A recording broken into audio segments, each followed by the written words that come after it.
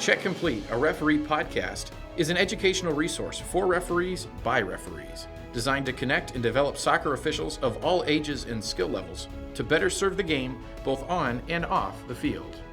The Check Complete podcast is back. It's episode 14. Gordie Wetmore, your host here, alongside the Riley Young. Good evening, sir. Hi, Riley. How are you tonight? Oh, pretty good. Just hanging out, seeing what this podcast is all about. That's right. We're glad you're here. So in this episode, we're really excited. We're going to sit down with Riley, who has a ton of refereeing experience. He's got a segment for us that we're going to talk through about paying attention to small details. And then we have a really exciting interview with PRO Referee and FIFA VMO, Chris Penso, that you will not want to miss. So a really fun episode here of the Check Complete podcast, as they all are. They really all are. And if you think differently, then scream it into a pillow or something. We don't want to hear about it. But we're excited to sit down with Riley. Riley, tell us a little about yourself. You've been refereeing for how long now? Oh, coming up on 22 years in October. It's been a long time. So yeah. Yep. Started out when I was about 9 or 10, working games for Olathe Soccer Club, which is now Kansas Rush. You didn't have to be certified back then. I remember my first certified game was a U12 game center out at Heritage Soccer Park. This was back when we didn't have ARs starting on games. We actually just had whistles on pony games, and U10s even just had just whistles, no ARs at all. So that was definitely, I don't want to say a help with my career, but it well-rounded me with my career as far as refereeing goes. Sure. But going to school right now full-time and working full-time and just enjoying myself. So Absolutely. We appreciate you taking time to be on this podcast. And you and I have been talking, we've kind of talked off and on about getting you on the podcast and what we could talk about. And you mentioned paying attention to the little details, and I was like, this is perfect. And it kind of dovetails onto some of our previous conversations. We had Jason Papke on and talking about, from the coach's perspective, the little things that portray a level of confidence that are sometimes missing, and then open referees up for maybe more abuse or frustrations and things like that. And a lot of them, this is exactly it. It's this kind of stuff. So where did this come from in your mind? Well, it started with reading how we arrive to games in one of these alphabet weeks that I've been involved with, and it specifically says no open toe shoes. And we laugh at that, but we all think about what kind of shoes we wear to the games versus what kind we actually perform in as a referee in. And if you show up to a game well-dressed already, the coaches are going to see that you mean business when you arrive, as opposed to just putting on the flip-flops and untucked T-shirt. Maybe you've got a hat on looking all floppy like you just got back from the beach or something, but it just doesn't give a professional image right off the bat. And I think having that seriousness for when you arrive, it shows that you mean business. Well, that's the old, you don't get a second chance at a first impression. Very right? correct. I mean, that's what we're talking about there. That's huge. Yes. Do you have any other questions as far as No, that? let's go We're getting into arrival. Let's talk about that. Let's go with what you said there. Well, as far as more games that we have around the metro area in Kansas City, the more opportunities there are. And when you show up to a game, are you looking professional? Do you have your watch on? Are you just wearing a referee uniform without an undershirt? What's the level of game? Is this just a regular Saturday 2 o'clock in the afternoon game, or is this a college game where we actually have a locker room available where we can wear slacks and a polo? Is your polo tucked in? Are you wearing the correct emblem on your polo? Is it a NYSOA game, or is it USSF, or is it even a high school game? Just seeing those little logos when they're not in the correct form too, people do recognize that. Sure. Not just to strut your stuff as a referee, but wear the one that we are supposed to be wearing and wear the shoes that you're supposed to be wearing. Know what you're getting into as far as the venue is before you get there. Do your research on that. Make contact with the coaches if you need to. All this stuff gets remembered by these people because we're just building a relationship from the moment we get assigned these games, if we can make those contacts, and from the moment we step out of our vehicles too and they see us. Next thing, uniforms. If you don't have a locker room, make sure that you're not changing completely to taking your shirt off in front of like youth or even a female game necessarily. Get a feel for what the atmosphere is. Is your warm-up shirt going to be a black shirt, or is it a white shirt, is a red shirt? If it's not matching everybody else, people see that kind of small detail. Warm-ups after you arrive. Before you warm up, actually, we'll go back. Are you shaking hands with the coach? Are you introducing yourself? Are you talking to them by their first name? The more that you can approach these people with their first name, humanizes them rather than objectifies them. And it's going to make them more approachable and coachable with you in those situations that we do need to have with them when it's difficult. Once we arrive, we are doing warm-ups. Is there just one referee warming up, or are all three of us warming up? And if one of us is warming up, all three of us need to be. If you guys want to do pre-game stuff or stretch, we all need to be doing it, because only having one of us go out there and do that just does not look professional at all. And say you're the one that did not warm up, and obviously you do not make the correct call because you're out of position because you hurt your calf or something like that. Right. When you warm up, is one person wearing a uniform, or are you wearing a warm-up shirt? When it comes to the point to call captains, are all the referees present? Are all of you as a referee crew equipped and ready to go? Are you already holding your flag, or are you going to have to turn around as an assistant referee, go back and get it? Is everybody keeping track of what's going on in the book as well? It's another thing that drives me nuts. I think everybody in this room, they back each other up on the book like we're supposed to. Because when you don't, it does get seen. There have been situations over the years where you've needed that person on the sideline to go back and say, hey, you double booked them, why haven't you shown that red card? Right. Or who was that card for? Because it looked like you gave it to 7, but you're telling me it was 22. Well, 2 out of the 3 of us got it correct, and it's matching up on the scorebook later on that we have to sign. It's going to help out. Which, when it comes to booking stuff, whether it's a caution or a goal, these are the small details that we don't think about necessarily all the time. Pre-games, are we talking about that we have to book these things? Are we waiting for our assistant referees once they've written in their books to actually be ready to referee? Or are we getting stuck as assistant referees with our flag tucked here and we're riding like this and you hear that whistle and you're going, oh no. Right. And then you got to run down that line because that ball's in the air and you're gone. So. Right. Pre-game can definitely take care of a lot of these small details as far as it goes, the chemistry, what your crew is expecting from you. Am I putting my hand over my stomach to show that it's going that way as a soft detail, which is not something, or a soft signal, which is not something I like to do. It's always going to be out to the side. If people are doing this, it could change. You never know what that read could be. One other soft signal that people do when they first start is an offside signal. Why are we running down the line, putting our hand up, showing that they're still onside? That type of small detail, if we don't see that at the higher levels, then why are we doing this at the lower levels? Which it helps on the lower level games, but it starts getting into that high school, U17 and up, into your amateur side of things. If you're looking to move up, these are the small details that knock you down. Yeah. You might have a perfect game, but if they can cut you off of something off of the field, that's what happens. They'll find something to take you down, so you're not eligible for that next level. So, well, and I think, and just to, not to interrupt, but we are, in so many games, even in the most recreational games, the referees are under some level of microscope, right? Correct. And so if we get, the more we take care of these little details, we're giving people less options for grief.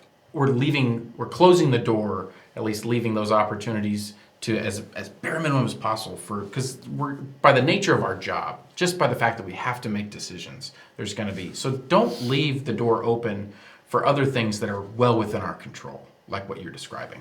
correct. When you operate as a team, you need to walk out there as a team too. Yeah. Like at halftime, more often than not, you see the referee crews just walking separately towards the same spot, but they're like 30 yards from each other. Why not meet together at the center of the field in case something happens, so you can also talk about what just happened on the game. At halftime, don't be this person the entire half. Yeah. That drives people nuts that do want to move up, or when this game is important, especially for those people. The parents tucked in that corner that see you and hear you and know what you're talking about, it's not game related, those are the type of small details too that do get talked about or sent off up higher up the chain. Are we learning and growing together at halftime? Are we challenging ourselves? Is there something we could be doing differently to make this game more efficient for ourselves and more enjoyable for the players on the field? And how's our chemistry with the coaches as well? Are we able to approach the coaches if we're having problems, or are they able to talk to us, or are we going straight into defensive mode? Couple of other small details when it comes to mechanics. You know, are you putting your flag all the way up, or do you have an elbow that's bent? Are you going all the way down the end line for a ball that's supposed to be coming out, or are you making the signal and you're watching the throw in over here and then the ball goes up over here? You know, you take yourself back to that point on the end line before you signal, and then you got a view of everything going that way. Does that kind of make sense to you? That's one small detail too that I've noticed these past couple of games on the youth side, that people make it harder on themselves view-wise. When I've got the bigger picture as a center referee, my assistant referee is going like this from here. Kind of off track with this, but That's okay. yeah. Watches. Mine keeps beeping right now. How many watches are you wearing? You know, the reality does sit in when your only watch does break, and then you really do start wearing two. I'm not on a game right now, but today I have a game this morning. Make sure that my watch is running properly, because I know that one of my assistant referees does not.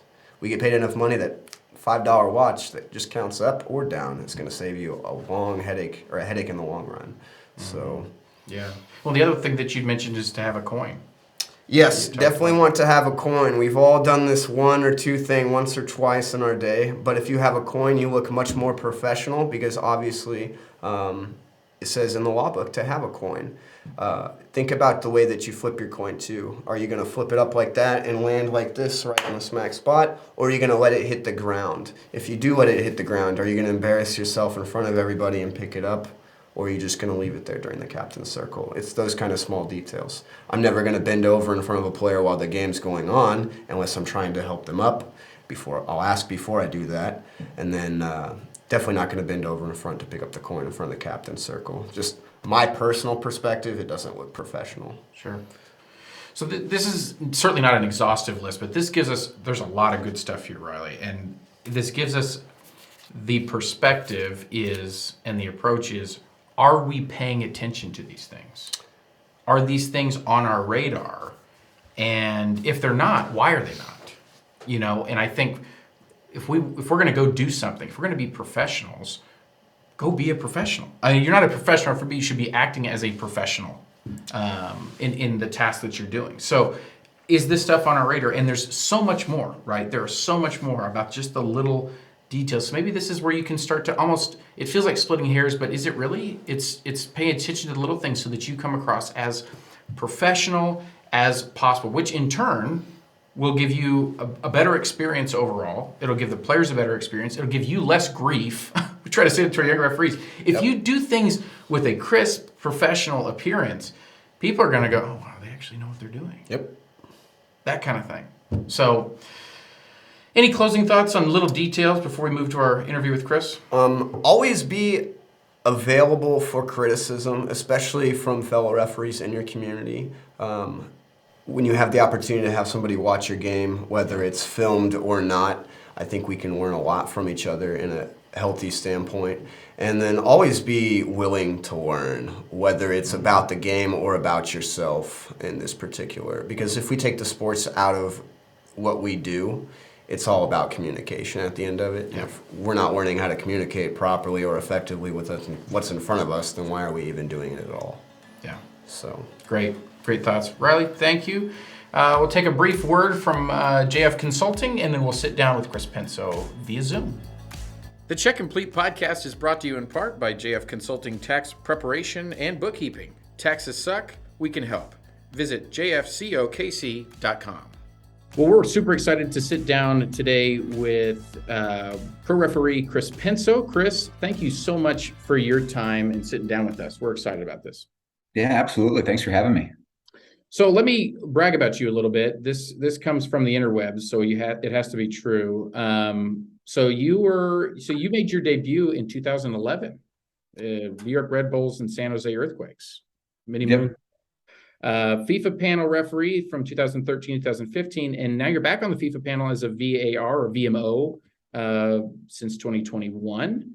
And then just some notable things along the way: MLS Cup playoffs, US Open Cup finals, fourth official in 2015, MLS Cup fourth official in 2015, MLS All-Star Game in 2016, and then some really cool opportunities as a VAR in the last couple of years, working CONCACAF Nations League match, CONCACAF Gold Cup, the Olympics.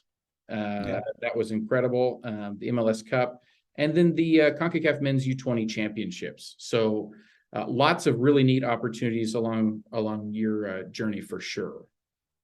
So let's start out with just kind of give us a little introduction about yourself. Whatever you're willing to share, we'd love to hear about who you are, Chris. Sure. So Chris Penso, born 1982 in Dover, Ohio, which is a tiny little town of about 10,000 people. Now married to, I think everybody knows the better referee in the house, Tori Penso. That question I think is coming up later. Been married to her since 2012. It's our 10-year anniversary later this year in November. We've got 3 girls. Piper's 8, Joby's 6, Brinley is 4, and we live in St. Petersburg, Florida. So that's the real skinny Cliffs Notes version of the personal side. Refereed soccer since 1997. It's funny how I got into it. My club coach when I was playing would have been U14. Yeah. I said, does anybody want to take a referee course? And I said, sure. So there was a group of us that went and took it up in Canton, Ohio, which is about 20 minutes up the road. Did a couple of weekends, got my badge, started doing kids games, and then it just took off from there. Tori and I met at a soccer tournament, so that's how I met my wife. I've made a lot of friends along the way. Left full-time employment to pursue full-time refereeing, so we can dive into that a little bit later, but that's the skinny on who I am and where I came from and what I'm doing. Yeah, there you go. And we will dig into some of that other stuff that you're doing now as well. But you already mentioned about how you got into refereeing. Is there any more you want to add to as far as that first process and those early years and then your journey along the way? Sure. No, it's been a fun journey. I started in 97, and probably how a lot of stories start, right? Kids, play the game. We play the game, and then at some point along the lines, you want to become more involved in it. So I picked up refereeing. Back then it was really just for me to make money on the weekends. So I was doing U8, U10 games on the weekends, and then started doing U14 games and started going to tournaments. And 2000, I upgraded to grade 7, which if anybody remembers the grade structure back in the day, you started at grade 8, you worked your way up. So the lower your number, the better you were, or in theory, I guess, right? So in 2000, upgraded to grade 7, started doing more amateur games, went to youth regionals for the first time, did the youth regional circuit for 5-6 years. I went to nationals in 2002, which was the same year I upgraded to state referee, grade 6. A year later, I upgraded to state grade 5. And then through all that, I obviously finished college in 2004. I have a bachelor's degree in accounting. Don't tell John. I don't do anything with it. I don't even do my own taxes, but I do have a bachelor's degree in accounting. Upon graduation, I entered the Ohio State Highway Patrol Academy, became a trooper in 2006, did that for about 2 years. And in the span of those 2 years, I refereed about 3 games. And it was kind of driving me crazy. I missed it a lot. So I just walked into my lieutenant's office one night after shift and I said, I need to go do refereeing. I need to go pursue that because that's a young man's dream. And, law enforcement's always going to be here if that's what I end up doing or coming back to. So I walked out and got my national badge a year later. 2008, and then the second year being a national referee. 2009, I got invited to MLS. So I got that invite at the end of 2008. I got invited to 2009 preseason camp. 2009, 2010, I spent 2 full seasons being fourth official in MLS. Met Tori in 2009 at Youth Regionals. I was there as a mentor in Region 3. And then it just kind of kept going. It kind of kept moving my way up the ranks. As you said earlier, I debuted as a referee in 2011 at Red Bull Arena. And here we are 11 years later, 209 regular season games or something like that, which is crazy to think about. It's been that long. 14th year in the league, and cruising right along. Wore the FIFA badge 2013 through 15, and then got put on the VAR list at the start of 21, and then the last couple of years have just been crazy busy, crazy hectic. A lot of good things are happening. Like you said, I went to the Olympics, which was quite a surprise, to be honest. And that whole, there's a whole story there, and I'll hit on it in one of the questions later, but I was out in 2020. I had an Achilles repair. It was just a nagging Achilles injury that had been bothering me for probably the better part of 5 or 6 years. So every offseason, I'd end up in physical therapy trying to rehab my Achilles. And every season, my window of comfort coming into the start of a season was getting shorter and shorter. So when COVID hit in March of 20, about 2 weeks into the shutdown, I suffered my third partial tear of my Achilles. And a good friend of mine who I used to referee with, he lives up in South Carolina, Dr. Ben Jackson. He and I always stayed in pretty close touch. We're good friends. I sent him my MRI, and he sent me a message and said, "We need to have a telemedicine visit." And I said, "That sounds serious." And he goes, "Yeah, let's talk about a few things." So we got on the horn, we had a Zoom call, and he said, it's time to open you up and clean this up once and for all. So I had the Achilles repair in May of 2020, and then 9 months to the day, February of 21, I passed my fitness test and got back on the field. But all through that rehab, that afforded me the ability to spend a lot of time in the VOR as a VAR. So I got a lot of experience and a lot of work there and did well, and that ended up probably being the reason I got put on the VMO list for 21. And then I think the 1 or 2 days after opening weekend in 21, I get a call from Ishmael Elfaf. He goes, "Did you get the email?" I'm like, "No, what email?" He goes, "About Tokyo." I'm like, "What about Tokyo?" "No, I don't have an email." He goes, "You didn't get an email about the Olympics?" And I go, "No, I would know if I have an email about the Olympics." Yeah. He goes, let me figure out what's going on. So he calls me back a little bit later, and apparently the email, they had an incorrect email address for me when they sent the invite.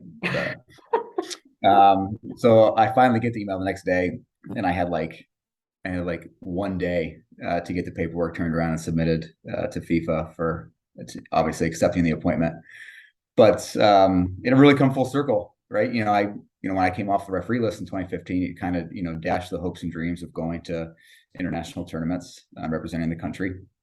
But then that I got that call from Ishmael after I'd been out for a year, and it was kind of bittersweet. And I never for once dreamed that I'd be going to Tokyo for the Olympics. But that's the journey. It's been a wild ride. I'm sure there's more chapters to be written in the book, but so far it's been a really rewarding, fun, memorable ride for sure. Yeah. Well, and I don't know if we want to go there now, but I will just touch on more of the collegiate side of things and what you're doing on the college side. I don't know if there's a Reader's Digest version of that, because that's fascinating to me. Sure. So pro came along in towards the end of 2012, right?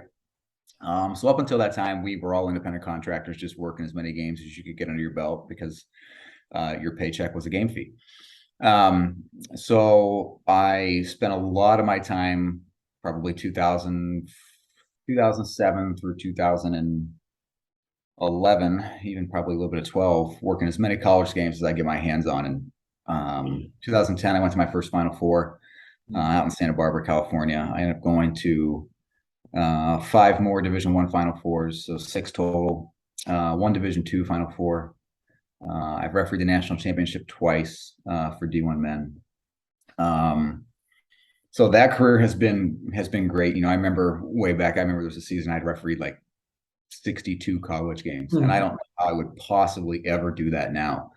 Like my body can barely take 2 games a week when that happens. Yeah. So I that was a really fun time. I've transitioned. I don't actively referee in college anymore. Really, I've back at actually in 2020 during COVID, I became the coordinator of officials for the American, so the AAC, the American Athletic Conference. We have 10 men's programs and 9 women's programs this season. That'll change a little bit next year with some more conference realignment. But it's been a fun ride. I don't think anybody probably expected me to become a coordinator of officials in my 30s. Because but at the same time, I don't really have the freedom or the flexibility or even the time to referee college anymore. Not to mention my body, I don't think could take it. And we're prohibited under the collective bargaining agreement anyway. We can't referee college until we're released for this at the end of the season, and that doesn't usually come until sometime in November. So it's all kind of a wash. So I wanted to transition. I love college soccer. It's been great to me, but I wanted to transition into a role where I could have impact. And anybody who works for me knows I dedicate a lot of time and resource to education. I was actually working today. I've got some clips. We have a webinar tomorrow night. I try to have bi-weekly webinars during the season. We have a video quiz in advance, and then we have a pile of discussion clips. Each webinar is about an hour and a half. And I think it's refreshing for a lot of college officials because it's year over year over year, it's not something we've been accustomed to having, right? We just go out and we do games and, destroy your bodies. And then by the time November rolls around, you can't walk anymore. And there's historically not been any, digesting of games and clip analysis and learning. It's on from one game to the next, to the next, to the next, right? So I'm trying to bring a refreshing new approach to collegiate officiating. I think it's been pretty well received. I love what I'm doing. I'm getting great feedback on it, and I'll continue to do it as long as my schedule allows. So would you almost describe this as a new era of college officials? Hey, I see what you did there. Yes, I would describe this. I would describe this as a new era. Yes. Anybody who knows the name of my arbiter group is New Era Officials, because it's like I said, it's a new era. It's a new approach. It's a different way of doing things that we're not used to, and it's been pretty well received. So yeah, well, I think that's great with technology as prevalent as it is, and as every game is being recorded. I guess it's just the quality that's always the question mark. There's really no excuse. I mean, we've invested in our state and in iPads to let our mentors be using technology at field side with officials. There's really no excuse to not go there. So I think that's fantastic. Yep. So high points, low points. I'll let Riley speak. He's been patiently waiting. For me or for Chris? You can ask the next question for our prestigious guest here. Well, I guess he pretty much nailed it spot on. But I guess it's been one of your most memorable and high points of your time with this game as a referee to start with? I'm going to cover the high point and the low point at the same time because it's kind of the same. It's really the same event for me. The low point is, nobody wants to have surgery, right? Nobody wants to be off the field for, up to a year. And when I had that telemedicine call with Ben, I call him Ben, but I mean, I should call him Dr. Jackson, but we've been friends a lot of times, so I just refer to him as Ben. I asked him, what it looked like, and he said, well, I don't know until I open the back of your foot up what I'm going to have to do. I can guess based on MRIs and X-rays, but if I don't have to disturb your tendon, you should be back in 3 months. But if I have to, fillet your tendon down the middle and put it off to the side and take all that bone out and then put it back, you're looking at, a year or more. And that's really hard to swallow when your life is refereeing soccer, right? So that was a big moment in my career. And it's not, I'm sitting at home for 9 months. I'm going to therapy, physical therapy every day. And I had good days of physical therapy and I had bad days of physical therapy. I had days where I'd come home and tell Tori that, I wasn't sure if I was ever going to be able to referee in Major League Soccer again, just because of how serious that surgery was, and how demanding the rehab is, and how demanding what we do for a living is, right, in MLS. And it's not getting any easier. There's more pressure on us every day. There's more cameras. There's more people watching around the world. So the job's not getting any easier. So I'm going through rehab, and I'd say that's the low point. But at the same time, that afforded me, I would never be a FIFA VMO if it wasn't for surgery, I don't think. And so I was put on the VMO list by U.S. Soccer's National Referee Committee, and a few months later, I get an invitation to the Olympics, in which I never dreamed of, right? And then I go to the Olympics, I do well, I end up being assigned to both gold medal games, men's and women's, which I don't know if that's ever happened before. So my low point essentially turned into my high point all at the same time. So, well, I'm sure there's probably referees listening to this that have encountered or will encounter something like that, and that's incredibly encouraging. Just keep pushing. You never know what opportunities will open themselves up. There's no doubt. Yeah, just keep pushing. It was tough. There were the days I would come home and tell Tori that I wasn't sure if I was ever going to get back, and then you grind through it. You find the positives in the good days, and even try to find the positives in the bad days. Yeah. And then Ben's telling me that's going to take 12 months, and I had surgery in May. I was jogging by August. I was running by sometime early October. I was sprinting before Thanksgiving. And then come January, I was able to do some high-speed change in direction. So I got on the track on February 6th, 2021, and knocked out the fitness test, about 9 months to the day that Ben had cut me open. Wow. And I told him, it's like, I'm 3 months ahead of schedule. And, he couldn't believe it. And he actually, when he opened me up, he's like, after we were going back to his house, I stayed at his house when I went up for surgery. He's, I got to tell you, I have no idea how you refereed the last 5 years on that foot. I'm like, well, there's, I got 3 girls at home and a beautiful wife, and it's really easy to stay motivated when, what I do for a living is what puts a roof over their head and food on the table. So yeah, absolutely. It's amazing what the body will do when you force it to do it. Yeah. Is that the worst injury you've had throughout your career? Yeah, for sure. I mean, I've had some small stuff. I've had a hamstring strain here and there. I've had a calf strain here and there. I had a grade 2 ankle sprain 1 year in preseason. I was out running and I stepped on like a plate cover for a water meter, and it hadn't been put in properly. So when I stepped on it, it flipped, and my ankle went with it. So that put me on the shelf for about a month. But the Achilles was the worst one. Yeah, for sure. Yeah. So one of the questions we love to ask the guests that we have on here is, if you go back and tell first year, first month, brand new referee Chris advice, knowing what you know now, what's one piece of that advice? I mean, I think the biggest takeaway for me over the course of my career is really just enjoy the ride. We make a lot of friends in soccer, and referees will find out, after your first couple of years, you start venturing out. You get to tournaments out of state, you meet people, you go to regionals, you meet people, across your entire region. So you got 12 or 14 or so states where you're meeting people, and you make all those friendships. Like, that's the best part, really. And like you guys know, soccer refereeing is a one giant family, right? And that's probably what I would tell somebody, and it's hard because, how many of our referees do we lose after the first year? It's like 60-70%. Yeah. And if I could tell them just to stick with it, and, it gets better after you nestle in, just stick with it. The first year's the hardest year. It really is. And stay true to yourself, and stick with it, and find those friendships and keep those friendships. I met my wife through soccer. Some of my best friends I've met through soccer. So if I went back to 1997 and pulled myself aside, I'd say, stick with it, enjoy the ride, and make all the friends you can, because what we do is a lot of fun.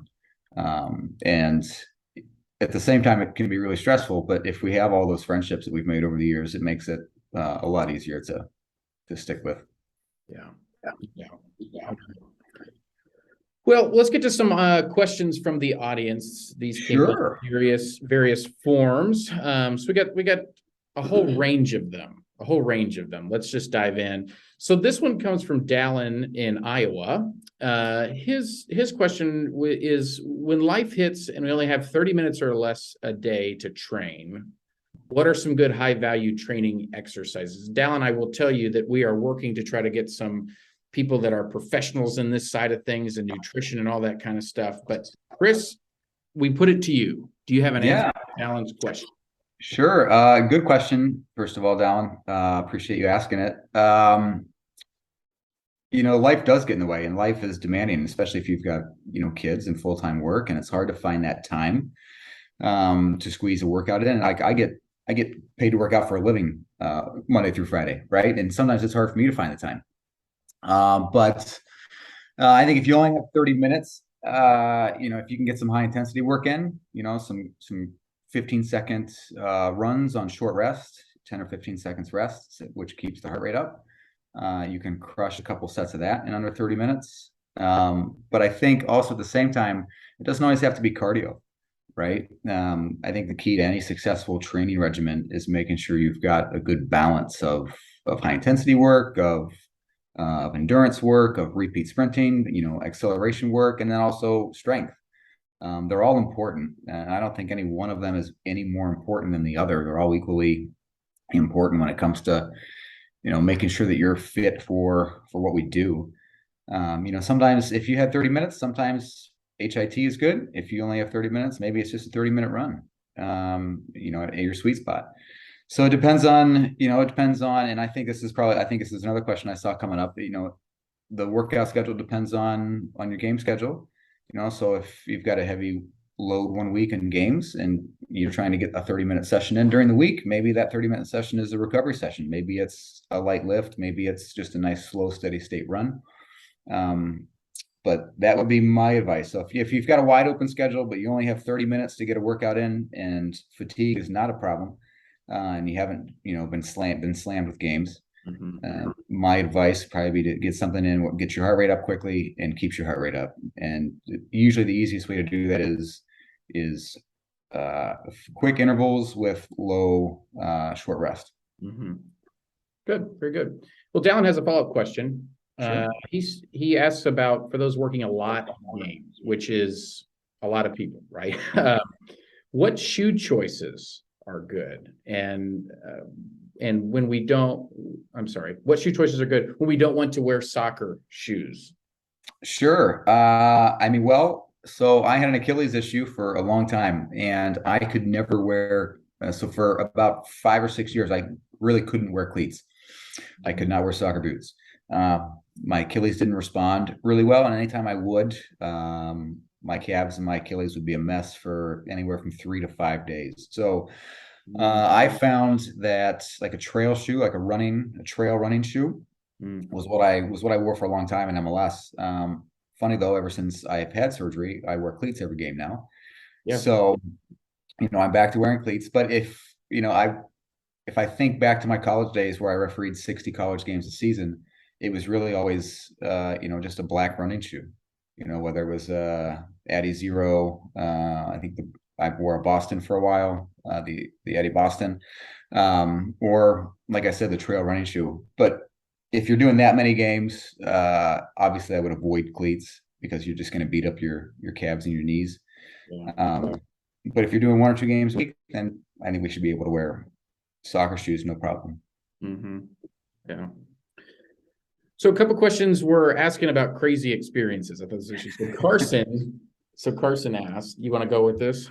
What's been your most intensely crazy red card? Funny, there's my insanely crazy red card. It's red cards. There's 2 of them, and they were actually cards that I never showed. It was a playoff game in Toronto a few years back, 2017 maybe, where there was a tunnel bust up at halftime. So I'm already in the referee's locker room. Fourth official comes, busting down the door, panting heavily, all excited. There was just a fight in the tunnel between, I think it was out the door and Sasha Kleshin. Toronto against Red Bulls playoff game, MLS playoff game. So I go, okay, and he goes, they were throwing punches. Okay, well, and they're both sent off. Go back to the locker rooms, tell them they've been sent off, because I can't show red cards in the locker rooms, right? So I said, tell them they're both sent off, and not to return to the field. And he goes, okay. So like that's probably the craziest red cards I've ever given, but they're red cards I never showed, which is I think which is kind of funny. But yeah, it's the only time I've ever had a tunnel bust up in any of my games that resulted in 2 red cards. So wow, interesting. Yeah. So then the follow-up question, if you want to follow up, there's another one. This is from Michael O'Reilly from Georgia. Yeah. What's your craziest in-game experience that shaped your referee career so far? Craziest in-game experience that shaped my referee career. It's probably the same game. That game was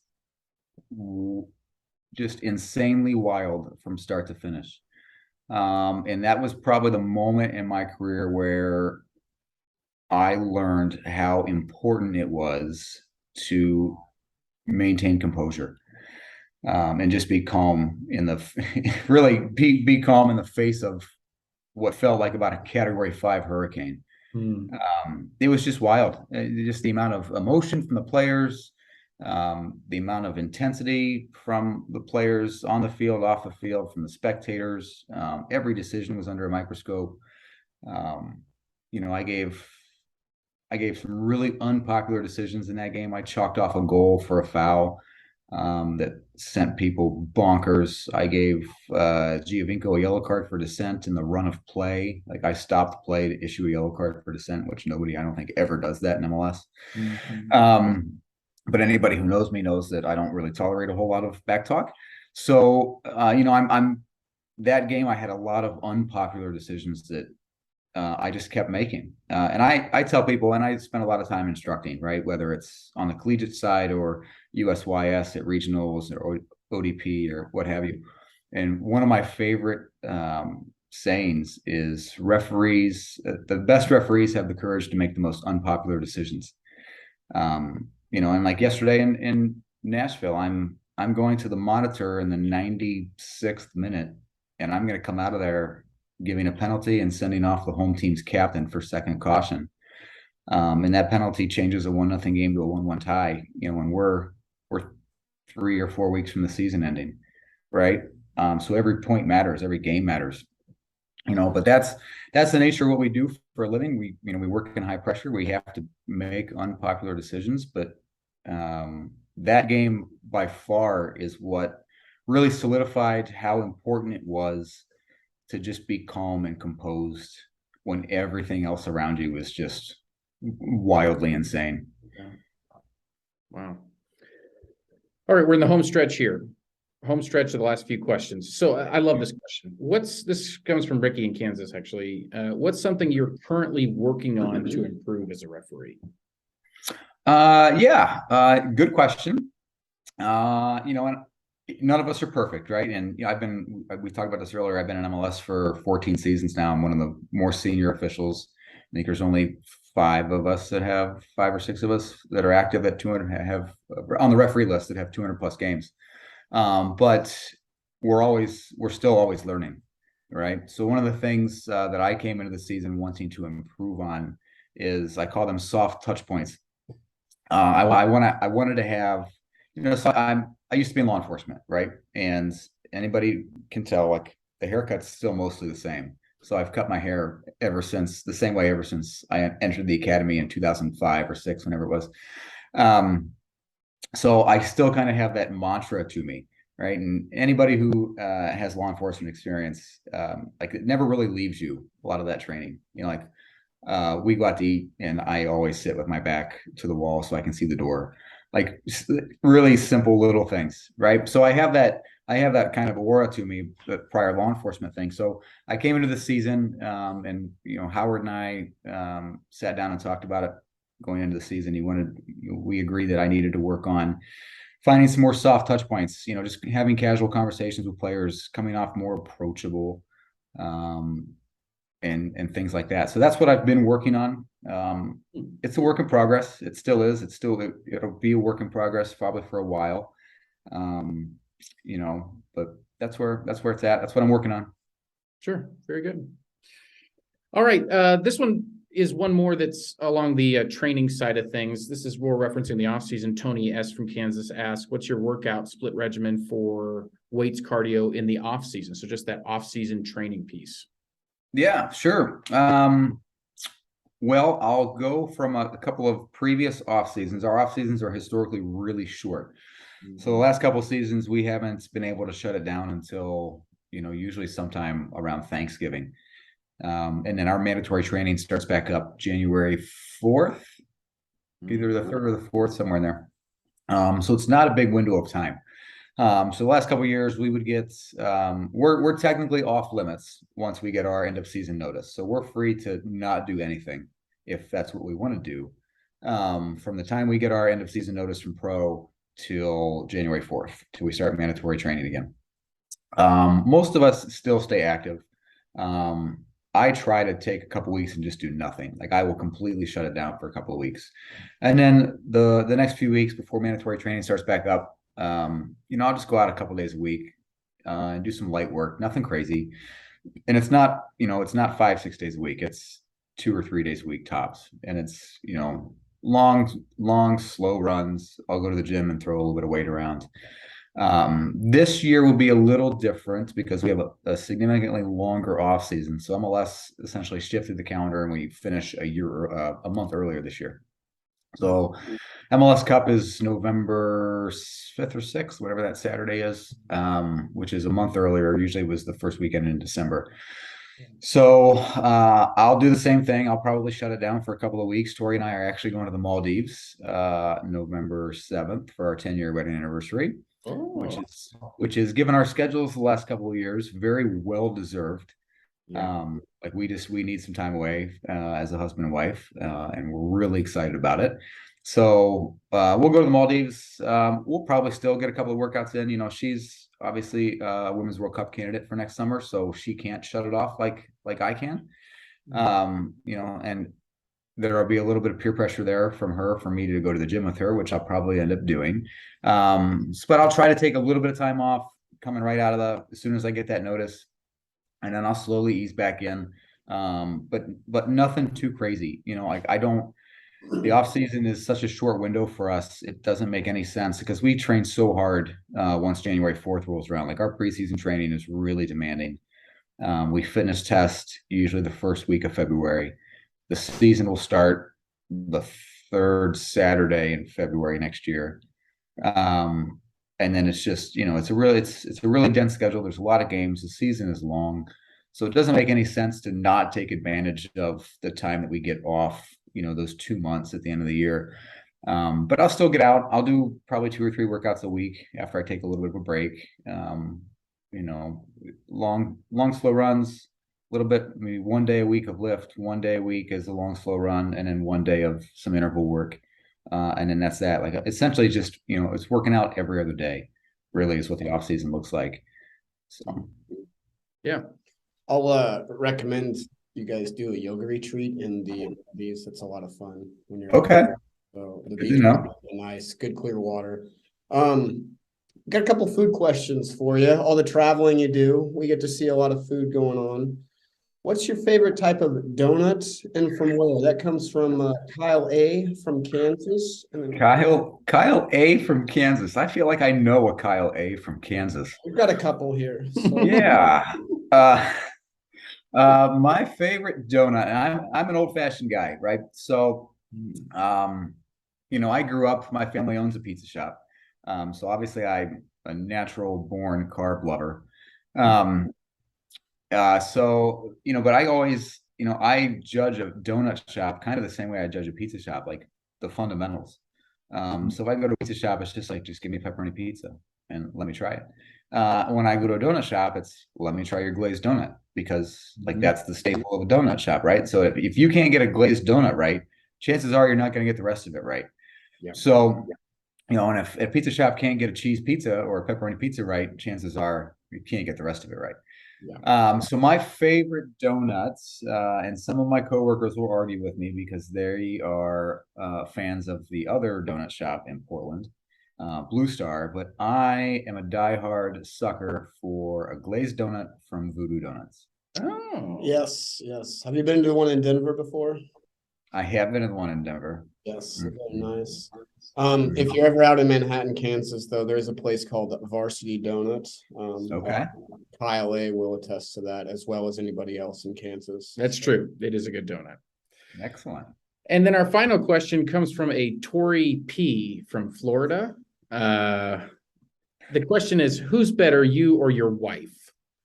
Oh, I feel like I know a Tory P. You might. Crazy. What a small world.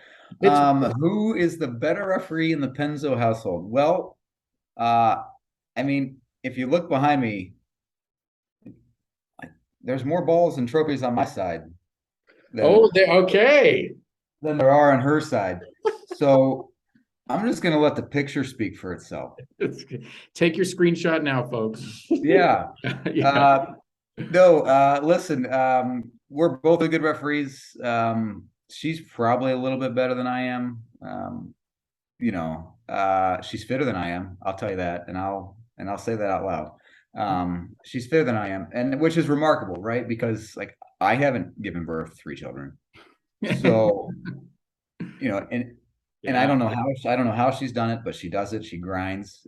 She works her tail off. It's really evident in her performances on the field. It's evident, obviously, in her fitness. And there's another story there. So we had our firstborn Piper. We had her in 2014 in March, and when Piper was 3 months old, 4 months old, we were out on Portage Lakes, which is a series of man-made lakes just outside of Akron, Ohio, where we lived.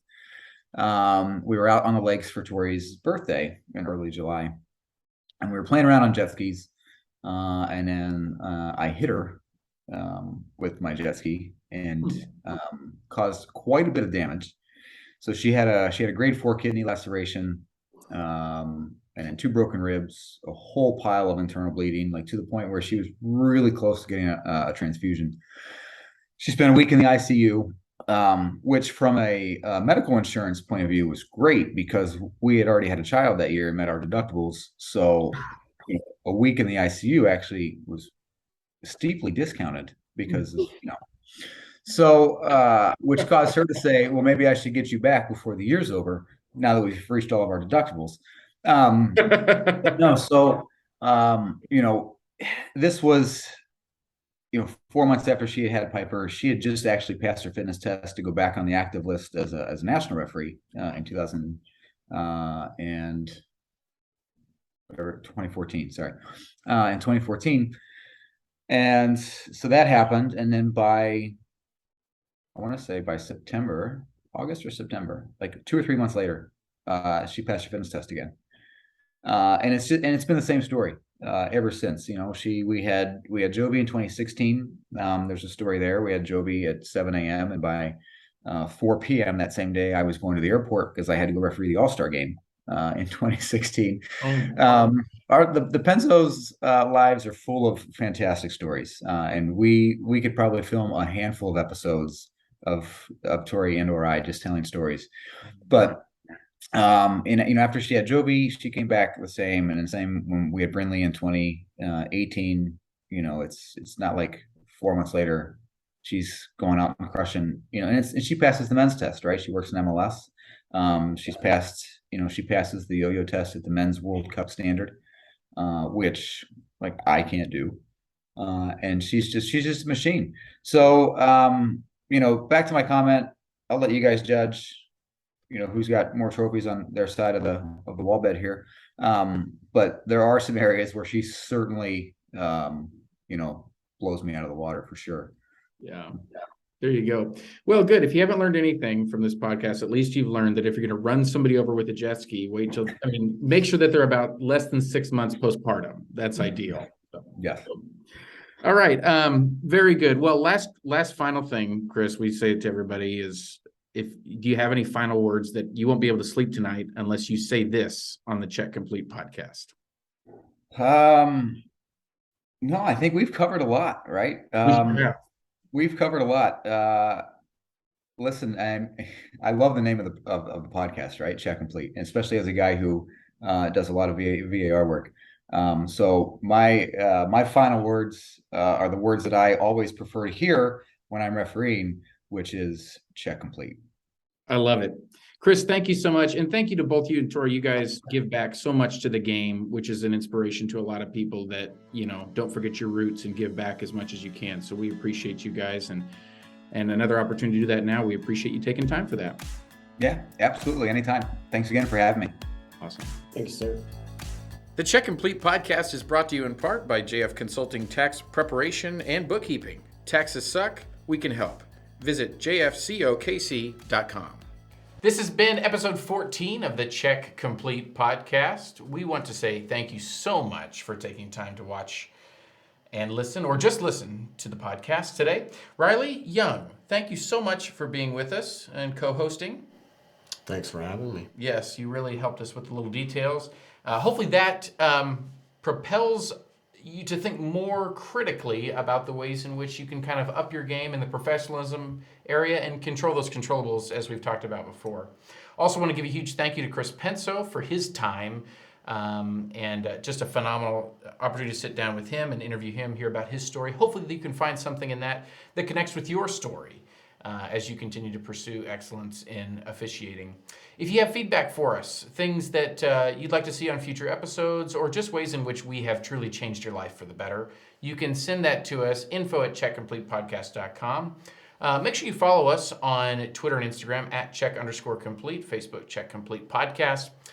We are on the YouTubes. If you're watching this, you already know that. But like and subscribe, would you please? That would make us both very happy. So you can, it'll be right here. I think this is where the button will be. Yes, that's where the button will be.